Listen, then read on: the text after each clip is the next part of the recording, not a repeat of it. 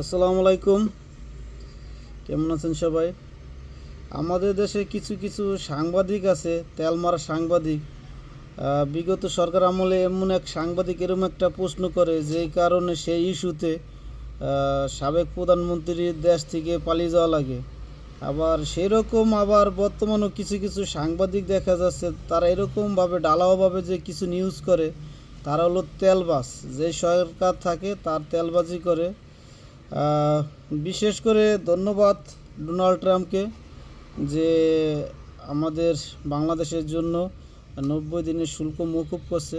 সেই সাথে ধন্যবাদ আমাদের বর্তমান প্রধান উপদেষ্টা ডক্টর ইউনূসকে, কারণ তিনি যেভাবে দেশের জন্য কাজ করছেন আসলে প্রশংসার দাবিদার।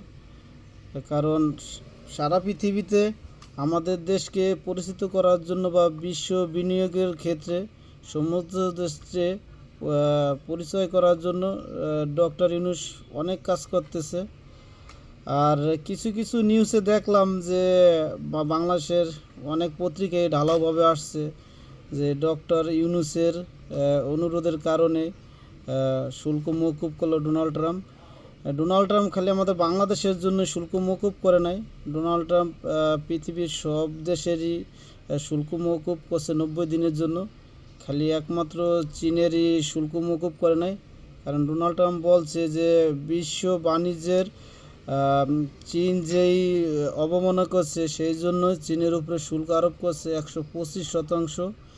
আর যত দেশ আছে সমস্ত দেশের উপর শুল্ক বিপক্ষে কোনো পদক্ষেপ নেয় নাই। এই জন্য তিনি 90 দিনের জন্য শুল্ক মওকুফ করছে। হয়তো এরপরে হয়তো আলোচনা সমালোচনার মাধ্যমে হয়তো নির্ধারণ করবে। এই জন্য ধন্যবাদ ডোনাল্ড ট্রাম্পকে। কারণ আমাদের দেশে হয়তো অনেক ভাই ব্রাদার ব্যবসা বাণিজ্য করে, অনেক ব্যবসা বাণিজ্য করে, তারা হয়তো একটু উপকারিত হবে।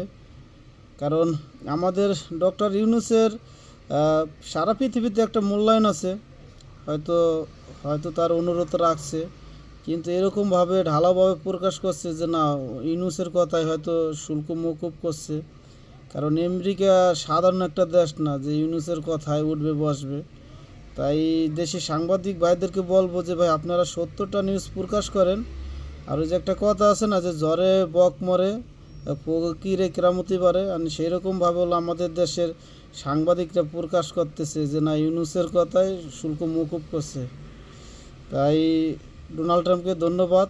সেই সাথে ধন্যবাদ আমাদের প্রধান উপদেষ্টার, কারণ সে যেভাবে আমাদের দেশের জন্য কাজ করছে। কারণ বিগত আমলে এইভাবে কোনো সরকারই আমাদের দেশের জন্য এইভাবে কাজ করতে পারে নাই। আজ এ পর্যন্তই। ভালো থাকবেন সবাই। আল্লাহ হাফেজ।